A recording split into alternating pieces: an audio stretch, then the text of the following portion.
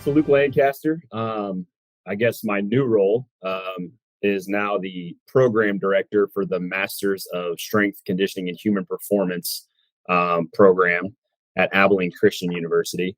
It's a brand new master's program that we just started this year. A colleague of mine has just kind of hounded me to come to the academic side from athletics. So I've been doing orientation all week. The past 4 years, I was actually here as the director of strength and conditioning for all of our sports. I directly oversaw football and baseball for the most part. Prior to that, I spent a year in the NFL with Miami Dolphins, kind of a paid internship type of deal. Awesome experience before that. 3 years as an assistant strength coach at Harvard University up in Boston. You just mentioned, so talk about a culture shock. Originally from small town, Maryville, Missouri.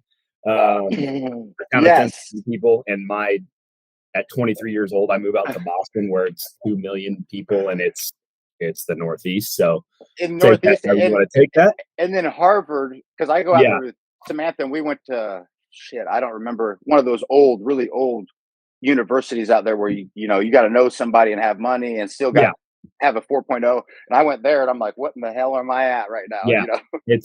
It's a totally different world from small town, rural Missouri, where dudes are Yeah. driving tractors to school during the week. So it's just like, okay. But yeah, I went to Northwest Missouri in our hometown of Maryville. Played, actually, I shouldn't even say played. I had a cup of coffee with the football program there. No, But Luke it was was a good. great football player. Luke was Yeah, a great and then football player. I was a good high school. I'll say that I was a good high school player. Played in high school, wrestled obviously with you, and yeah, that's kind of me in a hopefully brief nutshell. Well, I was going to say too, when you were talking about the college football and stuff like that, sometimes now that you've coached, because you helped with Northwest football as well. You did strength and conditioning, but did you do any position groups or anything like that? Coaching? Not really coaching Gotcha. wise. I mean, I played there for a year. It was Yeah. awesome, a little over a year, I guess. It was a good, awesome experience. But that's kind of how I made my way into strength and conditioning. Is when Yeah. I had exit meeting with Coach Churchma, who was head coach at the time. I had already known Joe Quinlan, who's the head strength coach, by taking his speed and agility camps, and he was a high school coach of mine in football. He coached the tight ends for a while, which is what I played.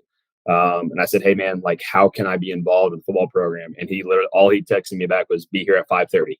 And that's kind of how this whole journey of strength and conditioning started, man. I got there at 5:30. I followed around a GA with volleyball, helped with some Hmm. freshman football groups, helped with some older guy football groups. And that's just kind of how it was. So on the football side of things, not really as much, but just the weight rooms where I kind of found my comfort. Well, and the thing that it's now, knowing what you know and know from I mean, coaching at the NFL level, and just even though you weren't coaching football, you get to see how it works. Yeah. And I coached actually a year down here in Tampa at a Yeah. high school with my nephew's father, and you start to see, though, like, okay, Skylar was a good fit at Missouri Southern because we ran a 4.25 and 3.35. So I was kind of like the hybrid guy Yeah. before they were doing hybrid guys. I was blitzing, Yep. I was man covering. I mean, I was doing deep half drops, deep quarter drops. So the thing is, like, I don't know, Northwest, sometimes they started getting more flexing the tight end out and spreading the ball Yeah. around. Like, you come somewhere where I was at, where we ran the ball more, Yep. you would have been, hey, maybe a 3-year starter. I Yeah. mean, definitely a 2-year starter, different 3 years started, packages yeah. and stuff, Yep. different packages and things like that. And that's what I tell people sometimes, when the kids, and I didn't know, my dad didn't play football, and I don't know if you knew, but when you're getting recruited and stuff, sometimes you got to think about the system and all Yeah. that type of stuff that you go into. Yeah, and Um, that's like what I said, and this, like, if you get that phone call from a Northwest Missouri State, like, to oh, us, that's the biggest it can be, right? Like, that was the Alabama, at least in my mind, coming from Maryville. oh yeah. Highly, like, touted Division II university. Again, I know it's Division II, but that's, at least But for us, that was the call. That was our dream, like, to go from Maryville High School, from a Spoof Hound, to go be a Bearcat at Northwest. That's what we talked about, at least. except I was Like, I was the red herring. Because I got Miles to try to get me up there, yeah, and Boswick tried to get me up there. But once you start bleeding with the team and stuff, and yeah, Tatum was the one that recruited me, so I went down there. So it was always a little hostile. I didn't get along with, like, some of the coaches and stuff like that when I yeah, was a grad assistant, just because they would try to talk some shit, and our defense actually would outrank them. Our offense was just always horrible. But right. like you said, it's funny because D2, D3, like good coaching is good coaching. Like Benedictine, where Joel's at. Oh I yeah. mean, those coaches that were there before, Wilcox, gosh, I got them on Facebook. I don't know their names, but amazing coaches even before Osborne got there. And then you have Churchma, Tatum, not a head coach, but he's a great coordinator. I mean, I think he's at a D1 AA school. So we Yeah, actually had I know. Cliff on, yeah, we had Cliff on the last podcast, and we were talking about exactly what you're talking about, Quinlan, and him being a Northwest alum and Yep. coaching there. But that system is almost what I was telling people, and I tell Paul, my partner that helps me with the Ready to Win stuff and our general population training. But I was saying that was almost like coming out of Belichick's system, right? Yeah. You see all these coaches in the NFL that are amazing coaches, and you can like trace them back to like these Yeah. really, really good. And Quinlan, believe it or not, made a huge impact on me because I was really close with Quinlan in high school when he coached us. Do you remember Yep. that? I Would have do. been Yeah. my He's my senior position year. coach. Yep. He's Yeah. my Okay. position coach that year. Yeah. The tight So, ends coach. so I don't know, Luke. You know me better than most. We've known each other a long time, Yeah. and he thought in high school I was much more mind I would mind my manners with stuff. He's like, Sure. yeah. When I came back in, I'm like, I don't know who the hell you were around. I must have just been very quiet because like I was pretty respectable about I don't adults, but remember the Skylar Vandenberg that was cutting weight during wrestling, and if you just breathed the wrong direction, he would snap. But oh yeah, Jason scratched my CD one time, and it was like the Ringer movie where I'm like, you scratched my CD. I was so pissed because yeah, back yeah, then that was my only track I listened to. But I remember he said in grad school, he's like, you cuss too much and blah blah blah. Well, I started getting a mind of my own at that time and thinking for myself. But in high school with the foam rolling in 2005, I mean, some people don't even foam roll or trigger point self myofascial release right now, brother. And yeah, it's 2022, and we had that in 2005. The band training. I yep. mean, I ran my facilities off of hookups on the wall and bands mainly instead of Mhm. getting like cables and stuff. And that was all from Quinlan. Now, Yeah, I didn't work under him in grad school exclusively. I worked in the fitness center more, but Brett, you, yeah, I'm close with Nelson, Matt Nelson, yeah, and all these guys that were working with them. And so you start to pick up on that stuff. And he is I said it in the last podcast, phenomenal. One of the best strength coaches I've ever seen. And that's yeah. where you and Brett both came from underneath him. And so Yeah. that was cool to see you guys both grow and get into those positions. I think he's what now he left Abilene Christian and then Yeah. Yeah. and Brett's then actually Brett's kind of went the high school route, which is a lot of what's going on. And I think he's loving it, man. I think it's oh really close to his hometown. yeah. It ended up being a great situation for him. And so I think he likes that a lot better. And just knowing Brett, I think that fits his personality perfectly. So I'm sure Yeah. he's loving that and doing a good job. So, Well, yep. in high school, man, I don't know. I'm sure you have with all the different experiences you have in this world. But the high schools in like Oklahoma and Texas, like when they were coming to Southern, bro, they had like underwater treadmills. They had like Yeah. the little bod pods for body fat. I'm like, we came from Maryville, dude, where we had Yeah. metal weights, drop it on the ground, Yeah. rusty bars. Yeah. Don't use I don't know if I can say this pussy pad. Yeah.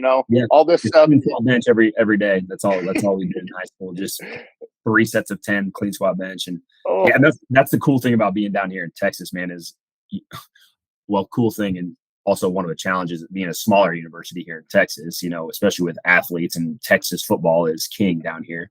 yeah. If you don't know about Texas football, if everyone get a chance, like come to a Texas high school football game, it's awesome. But smaller university like ours, Abilene Christian, like we're competing with the high schools in the DFW area, like what these weight rooms look like now. They have all the technology, like you're talking about, the underground Oh, or God. Yeah. underwater weighing and all that stuff. We can't compete with that, especially being a small private Christian university here in West Texas. But luckily, there's a lot of sport, and if you would have saw our campus when I first got here versus to now, it's made leaps and bounds. So, Oh, for sure. and the You're gonna see. development of our master's program, Oh, people are for sure. starting to understand the advances in the field of strength, conditioning, human performance, training, whatever you want to call it. So that's really the cool thing to see. But we're still competing big time with just high schools in this area. So Oh, yeah. it's a different approach than an approach I had with a Harvard kid back in 2013. So Yes. Yeah. Well, and that was one of the things, I think it was, what was it, Bigsby, what were some of the Union, all those big ones. So when the kids came to our school, they were just like, what the hell? Some of them wanted to transfer right away, but then they Yeah. started to see, like what you were saying, D2, D1. The athletes aren't a lot different. Some of the, like the offensive line is going to be different size, but Yeah. some of these guys, I mean, they're going to the NFL, they're going to the league, and that's why they saw the competition. They stuck around. But yeah, it's crazy to Yeah. see that. And then it's funny that you mentioned, because I always compare Maryville to like because everybody understands Texas high school sports and football and all of that. They started at a super young age, and I said, well, that's basically what Maryville was. I said we started. I don't know how old we were when we started. I started football even a little late. I think it was fifth grade. Everybody else was like third, second, fourth. I think my mom finally signed my permission slip for fourth grade Bantam League football to actually finally go, because she made me play soccer of all things, which was good for me in hindsight. But and nothing against soccer, but No. yeah, I think fourth grade was when I finally got to start. Yeah, and then fifth grade it was mandatory weights, and we were with Litteris, Pelzer. I mean, Coach I thought Reed. Pelzer. Yeah. Oh, Coach Reed. Yeah, God loves Coach Reed. Coach Pelzer was a prick, but he was a good strength coach. I will give him that. I'll never take that away from anybody. He was a great strength coach. And then Miller was another good strength coach. But that's why I tell people, I said before I probably didn't understand the science, bro, until I got into personal training. And I did a certified strength and conditioning specialist. I did a corrective exercise specialist. And then, but when you're younger, just having the experience of being able to do the Olympic lifts, being able to understand, maybe you don't understand the terminology with the biomechanics, but your body, and you can, so you kinesthetically, you understand that you've already done it. So that was one of the great things I tell people when they're like, when did you start? I'm 35 now. And I'm like, well, technically we started, 12. It was fifth grade.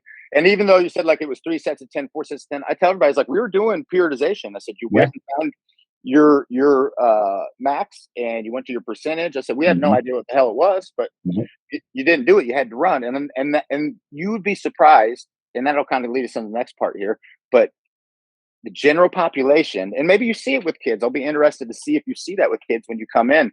Probably not in Texas as much, but people just have no idea. Like they're just in the weight room, just doing shit. Like if you even say, hey, have you ever done a 1 rep max or a multi-rep max? Never. Have you ever done, anything with measurement based for strength? Usually they've only done isolation hypertrophy type training, or endurance training, never an actual strength set. I actually just had a chat with my athlete, and I was probably a little crabby with him because I just woke up and he's a new athlete, but he's a young kid and we're going through a strength mesocycle.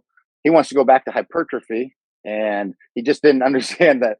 And for bodybuilding, we will do it more. Well, it does, but for bodybuilding, that starts to become the primary one when you get to the proper strength. If we don't have them at a proper strength, and most of them 23 played lacrosse. I don't know the school. If he was with a coach like you, okay, you already know what you're doing. You've been doing, but so I was like, we got to go through this strength cycle. He didn't like putting multiple body parts. I'm like, bro, you can ask any of my good friends, you, Brett, Nelson, all these guys that do strength and conditioning. When you do strength, it's multiple body parts. It's for the sport. It's not, you're never just isolating. I said, bodybuilding, we will get there. But, I said, if you can't bench over 300, you're not going to be worth a shit in your hypertrophy phase. So I said, we got to get you stronger first. But that was one of the things when we were young that we were able to be experienced and stuff like that. What do you see at the college level? Because I saw some kids that came in from like Southern schools, Louisiana, Alabama, Mississippi, that didn't have true strength and conditioning coaches in high school. So they didn't know anything. Yeah. So what is your experience with that when they come into your school or you're into your hands as a coach? Yeah, I think down here in Texas, it is a lot better. I will say that for the state of Texas. Oklahoma is another big recruiting ground for us. So like, I will say for the most part, a lot of kids do pretty well, but I think one of the biggest things that our kid is lacking is just being able to move. And obviously in the athletic realm, if you can't move, you can't play. And that's what I've always said. I don't care how strong you are, but if your range of motion sucks, then you're not going to be able to play very well, let alone lift very well. So for me, it's always like, okay, you have this, like we had a kid come in 2 years ago that was the state high school powerlifting champ. His squat was apparently over 650 pounds. This is all geared up. 650-pound squat, like 800 deadlift, 450. This is an 18-year-old kid walking in the door. Played tight end. So we just did like a quick movement screen with him, and I was like, okay, oh boy, dude, You are strong. There's no doubt in my mind. Okay. There's no denying that, There's sir. no denying that. I see the numbers, dude. But your ankle mobility is non-existent. Your hip mobility is atrocious because you're telling me that you have pain in the front of your hip just by squatting down a quarter of an inch without all your gear on. Now, when you have all that gear on, it's like you're basically just packed in tight as you can. I don't know if you ever helped someone get in a squat suit. I'm sure you have. I used to Well, did he have to get Matt Nelson in that squat suit. Holy moly! But like, did he walk? Did he walk out, or did he monolift? Did he walk out of the rack? When I was with him, he was just walking out because we were in the Northwest weight room, so he would just walk out. I think Got later on he did the monolift thing, but this kid in high school had the monolift. That's what it is in the powerlifting thing. I think in state.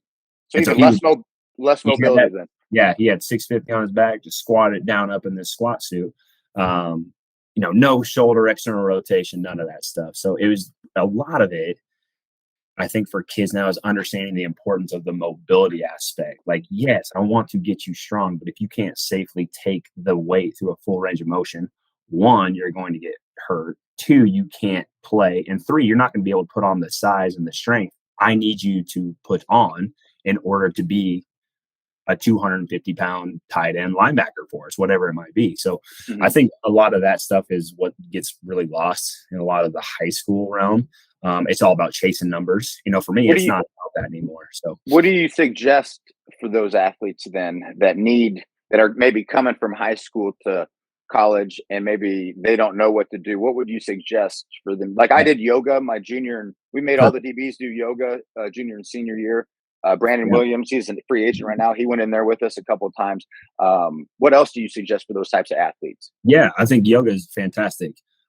Shameless plug. Go get some jump stretch bands from Joe Quinlan at JQ Speed Training.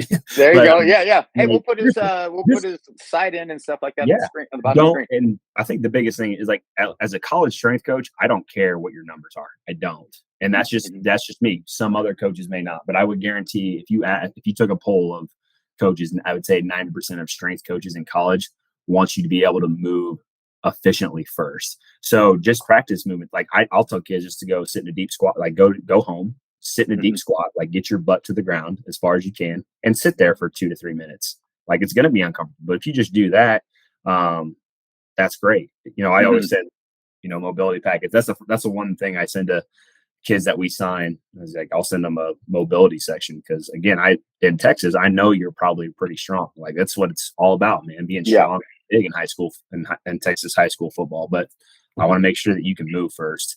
And what do you think 10, 15 years ago? Do you think it's changed? Because I feel like back in the day, it was, you know what I mean? It was my strength coach that was a great strength coach at Southern. It was just about, it was getting strong. That's what it was about. My numbers, I did hang clean 380, but that was his philosophy, and that's where your philosophy is more about. And that's where I felt Quinlan his philosophy was at. Yeah. Mobility. I think that's every college strength coach's philosophy when they're first starting is like how much they squat, how much they bench, how much they clean. But now it's, for me, can I get them faster or can I get them to move better? Being fast is now kind of changed to be what my philosophy is in the athletic performance realm is really chasing speed work and explosive strength. So, that's obviously like my main emphasis, but what's the caveat for all that stuff is force.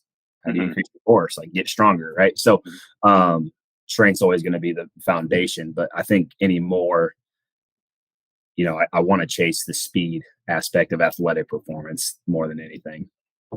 Well, and you can see that that wasn't the case when I first got in. It was all get big, get strong. Oh yeah. Well, shoot, look at the NFL from how the linebackers and everybody's getting faster. They're not necessarily as big, and heavy as they used to be, but it's all about speed and acceleration and change of direction and things like that. And I guess that's what I wanted to get in with you because you went in personal training in Kansas City for a little while, didn't you? I did. Yeah. What was I always tell people, I'm like, really good personal trainers. Like my Coach Day, he's in East Tennessee. He's at a D1 AA school up there, but he always offers me strength and conditioning jobs. But I told him, I'm like, I don't have my certification up to date with that anymore. I was like, I can't. And I can't. Sam's a state attorney, so I can't just move around. But I always tell people, I'm like, you should have people that are educated enough to go into the strength and conditioning field because they're going to have I always think you guys have the best programming I mean, you Mhm. guys now are starting to get some of the best mobility and Yeah. assessment. You guys have some of the best assessment Yeah. work, functional movement assessments and stuff like that. And so that's where, talking to Cliff, talking to yourself, I hope we start to get what real trainers are, not the used car salesman or even the cheerleader Yeah. type. I'm just like, but Right. what was your experience from going from strength? Because you went strength and conditioning out of college Yep. and into all the way down to the Miami Dolphins, correct? Yep. Hmm. And then what brought you to Kansas City? How was the personal training experience? And then how long did you last and when did you leave it? Oh man.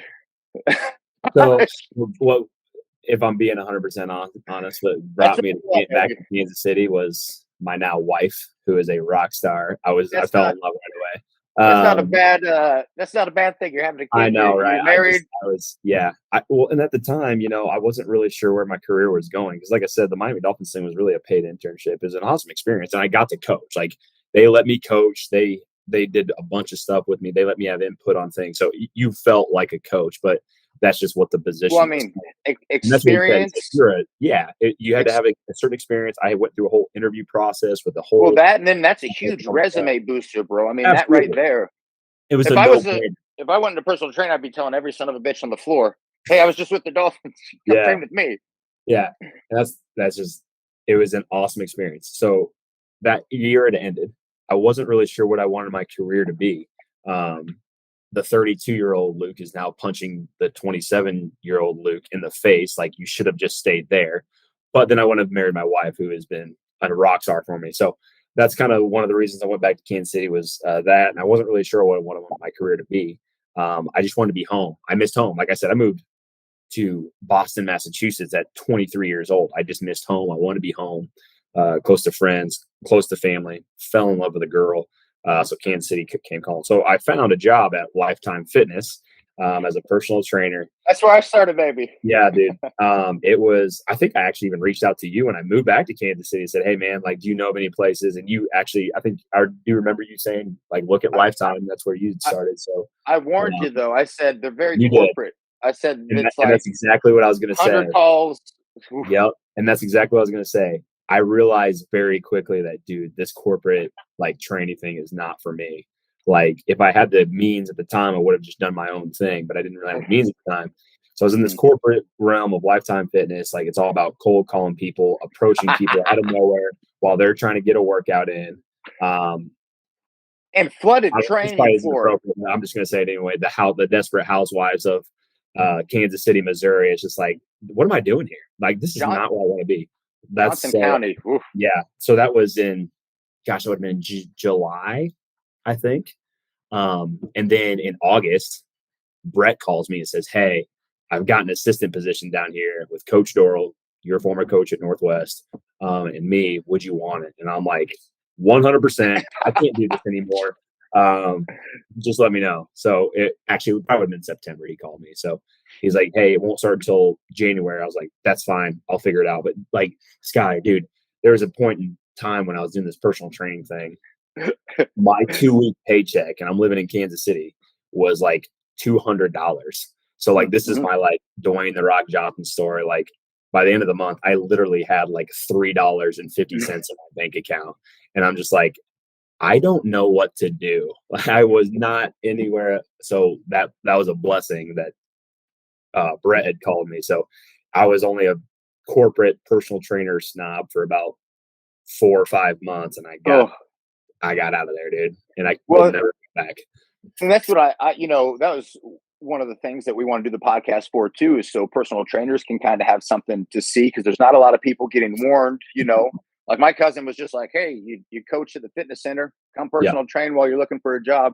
Yep. And so I went, and then I found out how corporate it was. I mean, that we were supposed to use at the time when I was there. Luke was there a little after me, and our extension, so they could like monitor like how many calls you're doing. I don't know if you know that you weren't really supposed to call off of your phone. You weren't supposed to text. I Yeah. did because they wanted you to have so much money by the end of the month, and you had to average a 3 month rolling average, or you got your ass fired. So that's why I was Yeah. like, I took shit home and emailed. I would do like Yep. 100, 200 emails a day, and then like you said, the horrible thing with that was that the floor was flooded. There was like 30, 40, 50 trainers at sometimes. Not all at once, but there'd be, I remember it never went under 20 trainers on the floor at one time. There was always 20 trainers Yeah. on I mean, there's AM and PM trainers. And so it Yeah. was always just Yep. very AM and PM trainers in Rhode Island, packed. which was good. I think the lowest I remember one was my PM one was 15 trainers. And so, Yeah. like you said, walking around the floor, interrupting people, talking to people, and then they've already been pitched a million times. And then you Right. just got to go cold call people. I'm like, and it's expensive.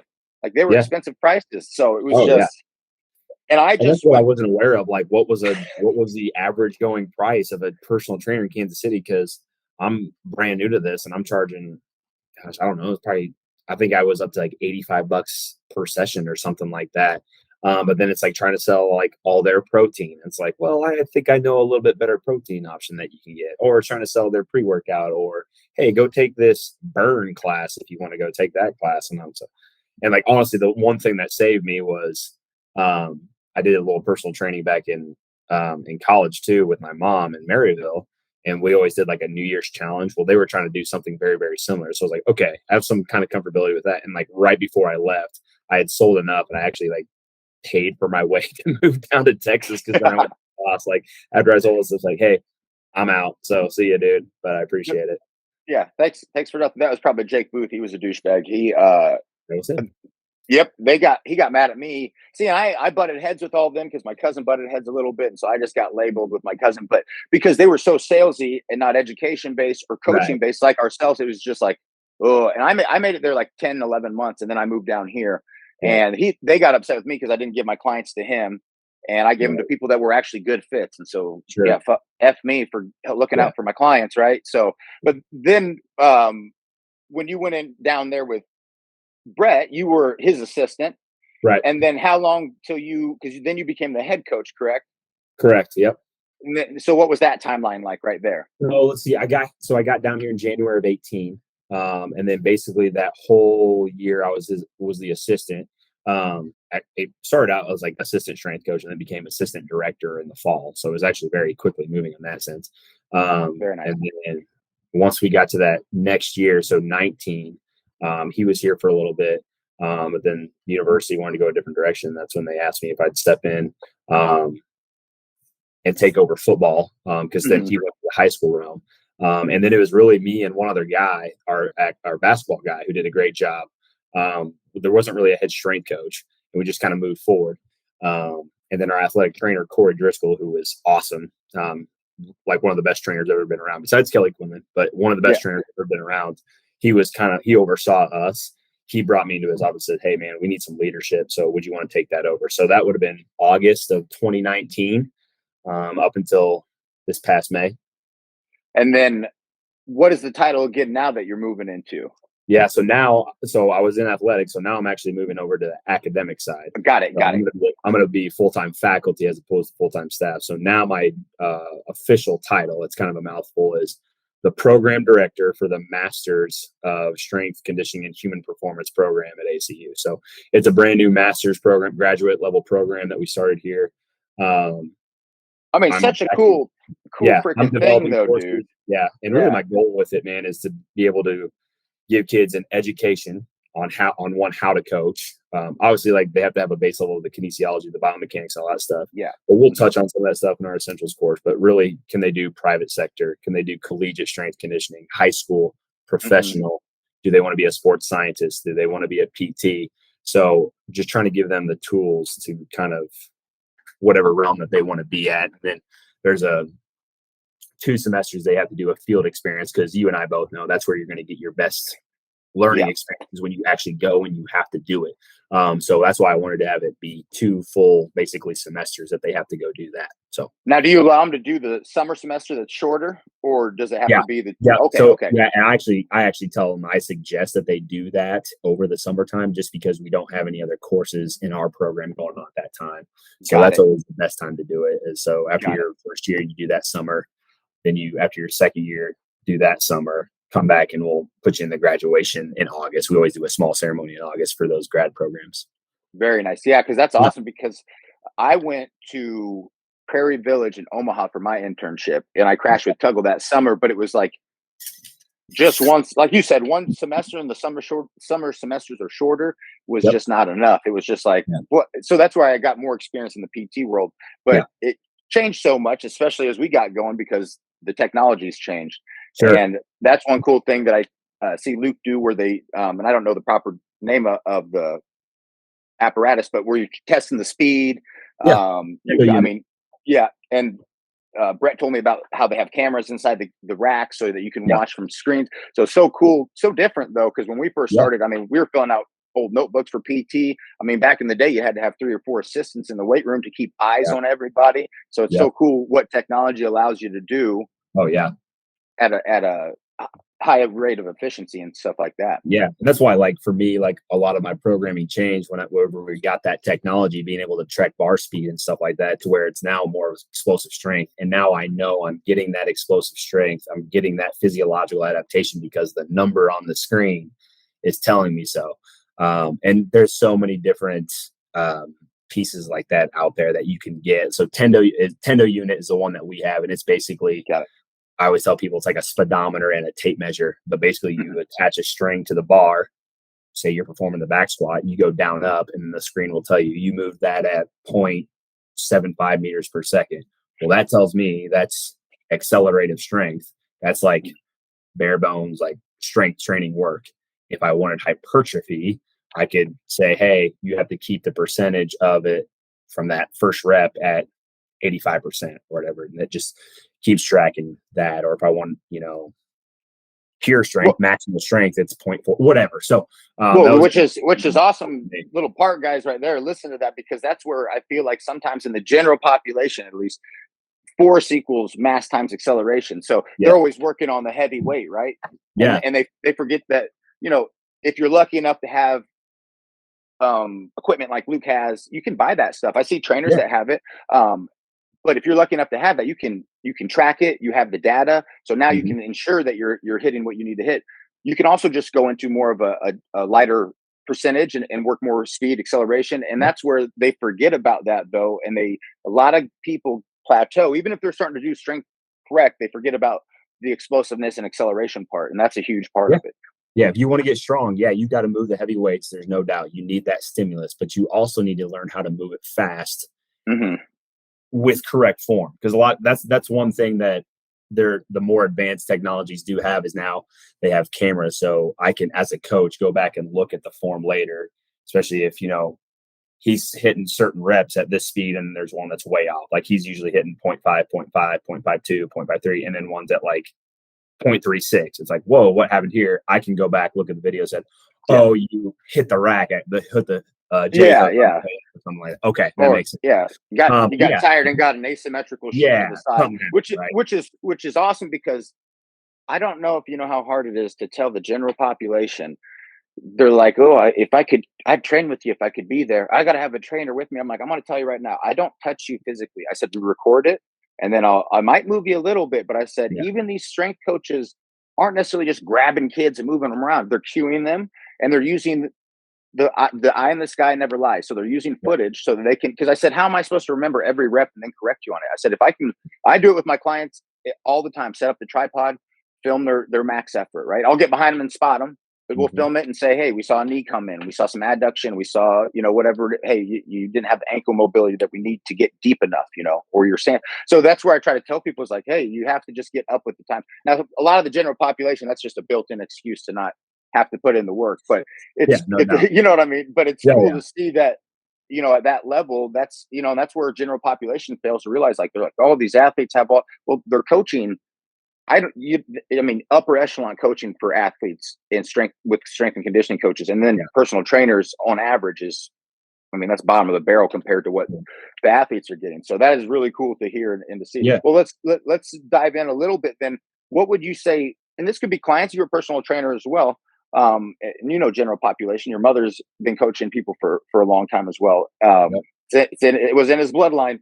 But what are 3 exercises you would give? And we could do 4 or 5 exercises that you think every athlete, not just going into college sports, but any athlete, high school or up, and any person, general population, that are fundamental movements that you would suggest that they need to do, not every day, but within their training cycles. Oh man, that's a good question. obviously, I still think the squat is going to be king, and that's the king of exercises for me. But full range of motion squats, and it could be body weight, like that's fine. Like I said, sitting in a deep squat, I think has a lot of benefits if you're just strictly talking for mobility purposes. So that's a big one for me. I've A lot of people can't do them, and that's fine. But chin ups, especially general pop people, like I think chin ups is a great, just holistic upper body strength movement. You can get size, you can get hypertrophy, you can get strength from it. But I think just being able to engage the lats, pull down all the way down, get your chin all the way over to the bar, to your arm all the way up, or excuse me, arm all the way extended is huge. So big fan of the chin up as well. Next one would probably be like the hinge or what. Well, real quick, go ahead and plug Quinlan real quick. You get these bands, guys. I'm telling you, I ran all my personal training off this. If you get this, Quinlan, you're gonna have to like me, buddy. You're gonna have to like a JQ Speed and Agility green band, and it'll change your life. And that's actually not a joke. I still use them to this day. Oh, for sure. I mean, and that's where, General Pop, they can use that assisted machine. They have the assisted machine. If you just have a barbell, you can go to the effing park, hook that green band Luke's talking about, put it on your foot and get assistance. And then you need less assistance. You put your knee in. By the time you're doing that, you either go to a lighter band. So there is no excuse. And the squats, he says body weight squats, everybody. Or if you had a good machine that you could get into a deep squat position, it's doing the same thing. The force is just coming from a different angle, and you can lighten it up if you're not able. So if you say, "Oh, I can't squat," there is no excuse. There's an adaptation, or there's a different exercise for you. So when you hear his top exercises here, don't sit here and crucify us because you say, "Oh, I can't barbell squat." Okay, well that's fine. You modify it. Yeah, okay, what's another one? Pull-ups is one I tell people that's prison workout. Push-ups, squats, and pull-ups. I'm like, if you got to be able to do. I was gonna get to push-ups too. If you can perform a bodyweight push-up, that's obviously great for upper body strength, especially for middle age or elderly people. That's fantastic. Hinge is a very, very important one. Like teaching someone how to properly hinge. That's probably one thing that just to reverse back. Like that's one thing a high school kid or a kid coming from high school into college, that's one of the things I spend the most time on is how to properly hinge, how to initiate the movement by pushing your hips backwards and just driving your hips back. So the hinge, RDL is what a lot of people call them, is awesome. Well, let me ask you this. How often do you kettlebell swing? I mean, in your strength programs, you guys use kettlebells? Yep. Oh, sweet. I do. Awesome. Yep. I do a lot of that. Yeah. Actually, I don't know if you guys are familiar with a landmine attachment to a rack. I like to use a landmine a lot for especially my hinge work. Like that's probably where I start most kids because it's honestly more of a fixed movement arm. So basically it just attaches to a rack and it just goes up and down or side to side. So you can literally just have a client hold it down by their waist with their arm straight. And it, as you go down, the bar is actually kind of pushing into your hips. So it automatically just pushes your hips backwards. So that's a great way to just teach a hinge. If you I'll do a little video. You can actually cross cut an X in a tennis ball, put it on the edge of your barbell and put it in, or if you don't want to tear up the wall and there's something there, you put a yoga mat and you can just use that into the corner right there. And that's an easy way to kind of rig it up and stuff like that. But hinge is huge. I feel like we did a lot of hinging. I don't know if we were ever necessarily coached on it correctly or, to the extent that it is now. The cueing, I feel like, is so much. Back then it was like, keep your back flat. Okay. They're letting us keep our eyes straight up on the damn. But Scott, you and I both know people don't know what that means. Like how to properly have a hard arch in your back. People don't understand that. We were doing some pre-practice activation stuff. And one of the things that we had was like a bent over shoulder complex where I wanted to be in a good hinge position. Just to get their shoulder warmed up. And I said, flatten your back out. He's like, what do you mean? It is flat. And this dude looked like a dog taking a crap, dude. Like his back was like a complete arch. I'm like, dude, what do you mean you don't know? So just teaching. Buddy, no muscle mind connection there, guy. Holy cow. So just if you can properly hinge, just because you're teaching little old lady how to pick something up off the ground and put it on the top shelf. Like that's general everyday movement. So a hinge is a big one for me. So RDLs or hammering those. And then finally, probably just any kind of, I call them anti-core exercises. So anti-flexion, anti-rotation, anti-lateral flexion exercises. Like when I was personal training, that's most of the core work I would do, especially with my older population, because hey, you're carrying in groceries. So let's stick a 24 kilo kettlebell in your right hand. Now stay up nice and straight, keep it off your hip. Yeah. So anti-lateral flexion, or planks is anti-flexion. Anti-rotation is like a pull-off press, cable push rate, whatever you want to call it. So Yeah. if I had to pick 5, those are probably in every program, no matter if I'm doing strength, hypertrophy, power, like those exercises or movements, whatever you want to call them, are going to be in it. See, that's awesome. Because I got a question that I love picking.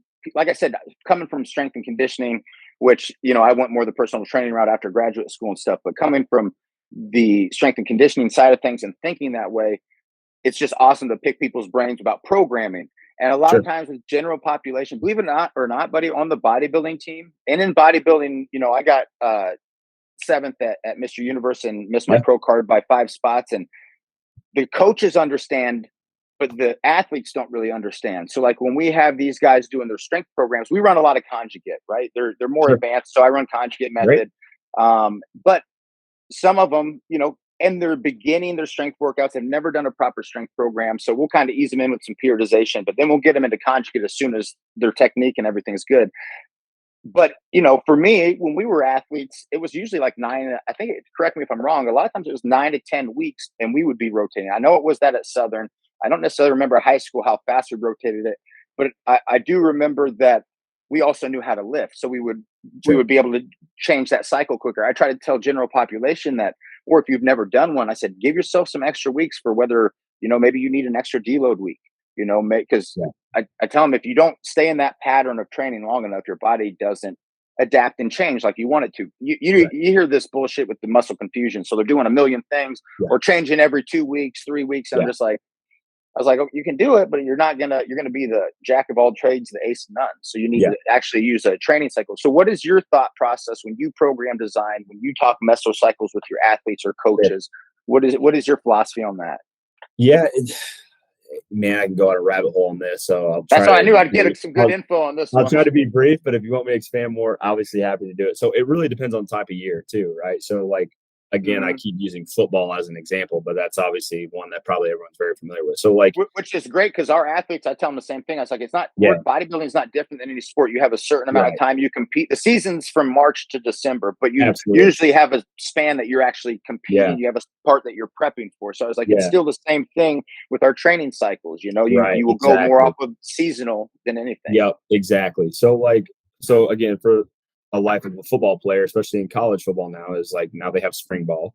Then they have a large break, and then they have obviously the fall's competitive season, which is obviously the most important. So it's really okay. Now for what do we need as a team? And then what do we need individually? Okay.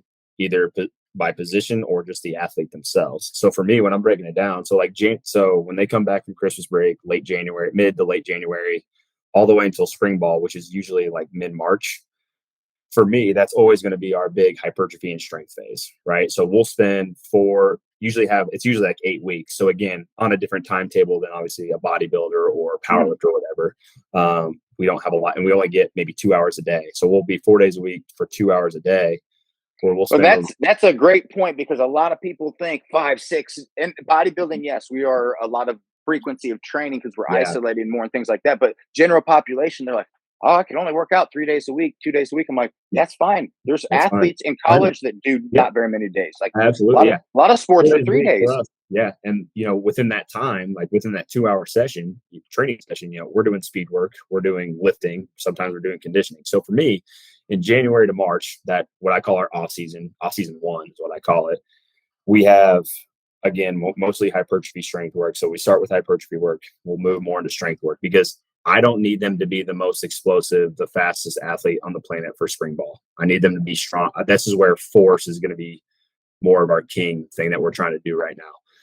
Within that programming, I have what I call my advanced program. So my guys that are older, have been in the program, familiar with the movements, perform them very well, are very, very strong. They're more of my advanced guys. What I call is the team guys. So that's kind of the intermediate. They perform the movements very well. Maybe they need to gain some more strength.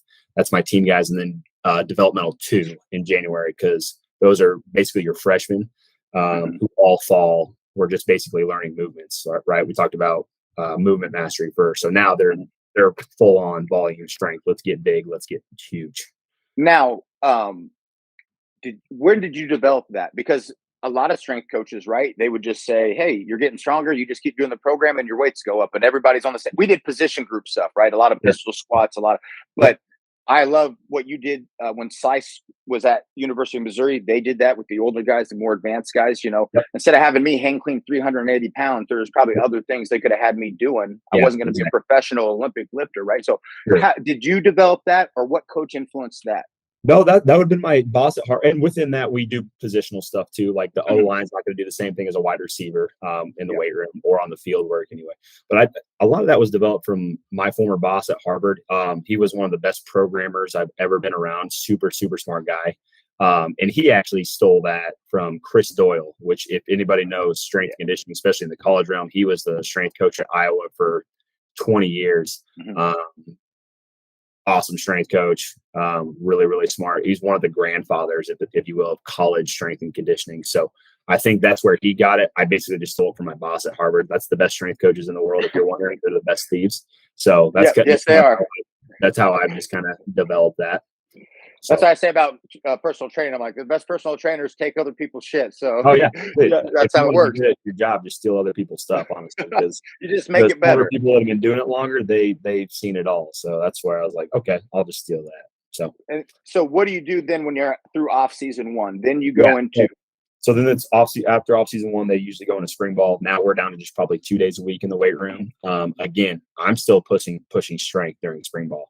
A lot of coaches are like afraid to hit heavy weights. Not me. You got to be able to at least hit 90% of your 1 rep max within the competitive period. That's spring ball or in season. In season is a little bit longer, so I'm going to hit it twice. Now, do you see any fluctuation or correlation with injury for or against that? For hey, because check this out. So I think it was Slice that told me way back in the day. I don't talk to him as much now, but they started doing like hitting. You know how it used to be helmets and then or full pads, half shell Yep. helmets, and then you had the Yep. game, right? They started doing like full pads 2 days out, or sometimes still hitting like a day Yeah. out. And they Yeah. actually had less injuries. I don't know. That was a while back now, so I don't know if it continued to stay that Yeah. way, but at the Yeah. time. So what do you see with that? Yeah, we're still. It's still like where you have to have so many helmet practices. Then you can only do shells, which is helmet and shoulder pads. Mhm. And you can go full pads. But they started moving it to where they were still hitting like right up to the game, and they were Oh yeah, finding that, yeah, and they were yeah, finding that they were still the body. I don't know if it was because it was. I mean, obviously they're not hitting so hard to like have contusions and injuries, but they're yeah. popping and stuff. So used to be like, hey, don't pop it all before the game. And Yep. they actually, I think they had a reduction for a short period there Yeah. with injuries. And it was just because, hey, the body, if it's Yeah. hitting, I mean, it's like a fighter punching, you're going to Yeah. start to get the body hard.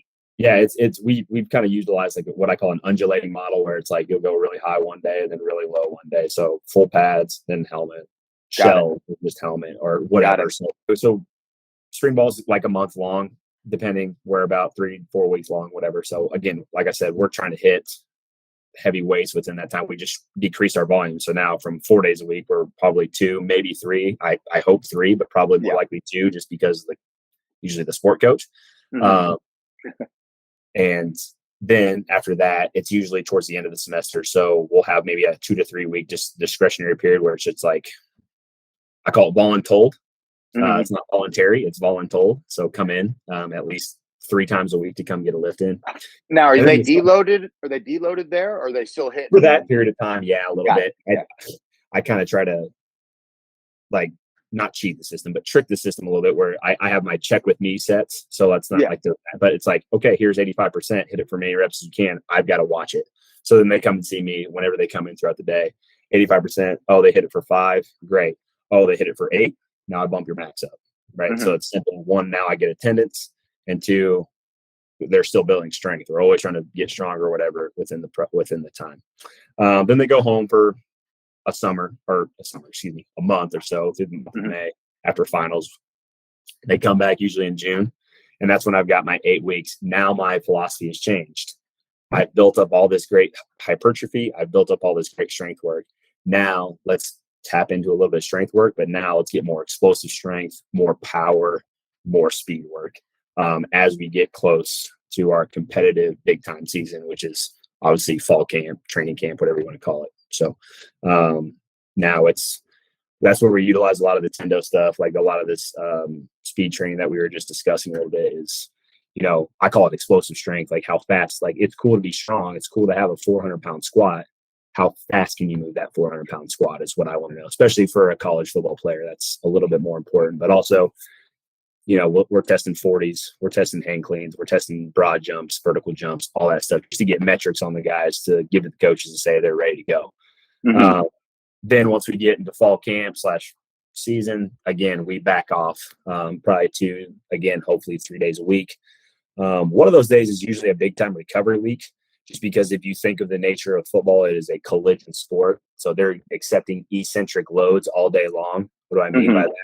Like when you're squatting and you're going down, that's an eccentric load. So they're just continuously accepting those. So again, volume's way down, but I still want them to hit strength. So again, like I mentioned before, force is always going to be king, and you got to have that base level of strength. So in season, do you have them do some tempo lifts, like for the negative? He's talking the eccentric portion. That's the correct terminology. Okay, for the negatives, and so you hear a lot of the pro science. They'll say negative and not know what eccentric portion. Yeah, sorry. Yeah, a lot of the negatives, a lot of the ISOs. That's a lot of the off season for me, and honestly, God, that's how I get a ton of my volume. To be honest with you, because I just think of time under tension. So I'll just, hey, it's a 6-second negative this week for 5 reps. Like that's a ton of time under tension, man. That's a lot of volume that you can put on a guy.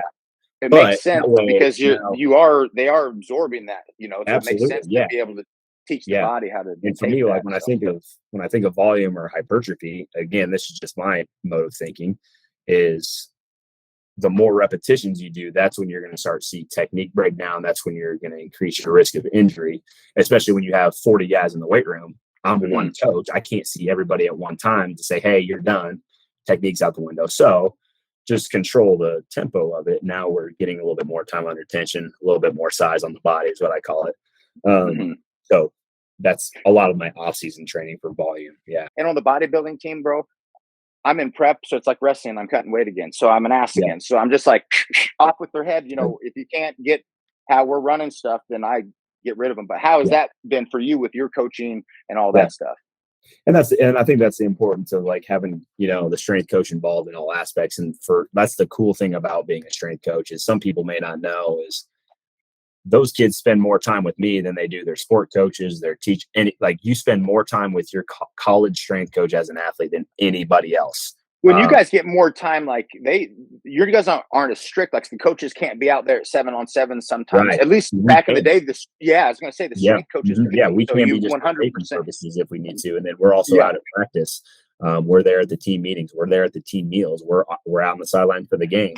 I was going to say you're on the damn bus in the hotel. They see us more than any time, so we really get to have that more interpersonal relationship, which is why it's so important for the coaching staff as well as the strength staff to get together to have those conversations about certain kids.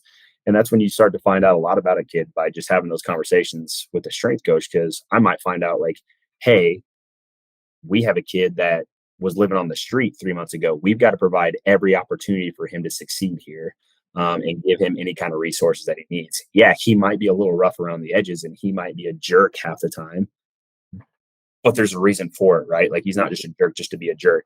But for the most part, especially here, like we have some really good kids. I mean, at AC, we have really phenomenal people. So it's not really much of an issue. Now, there's also those kids too, that like, hey, he's a walk-on. He's here to be on scout team. He's not going to be here next year. Don't waste your time with him. So we don't. So well, it's not my job to get a kid, cut or whatever. But it's like, if I know that about a kid, I've got to go I'm not going to spend my time with the 6th-string quarterback who's going to be not with us in 3 months.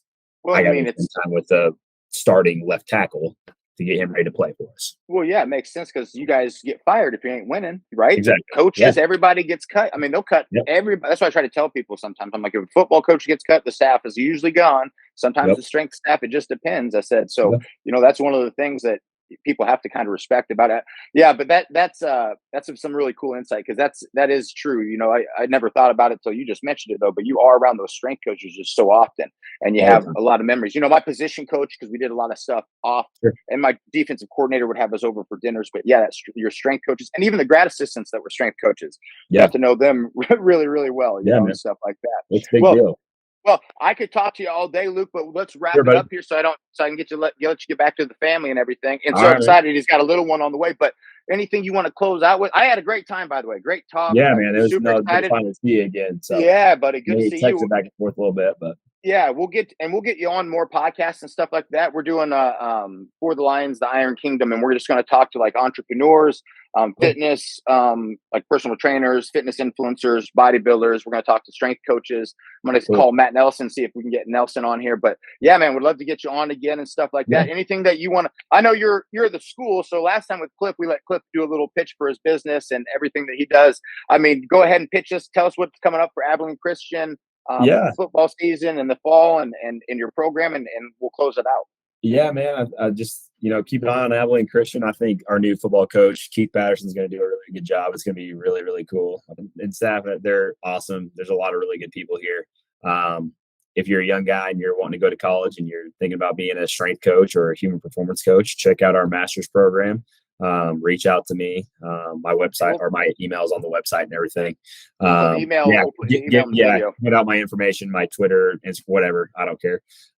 Just get a hold of me. I'd be happy to talk shop or answer any questions on it. So that's it. Well, awesome, buddy. Hey, thank you so much, brother. I'm going to stop the recording, then we'll chat real quick after this. But Cool. I had such a good time talking with you. Always like talking to educated people in this field too. Like I said, personal training, you just get so many mixtures of people where there is some good coaches, and it's great. I love talking shop with great salesmen, but you'll never find a better program designer than a good strength and conditioning coach. So I really appreciate you coming on, man.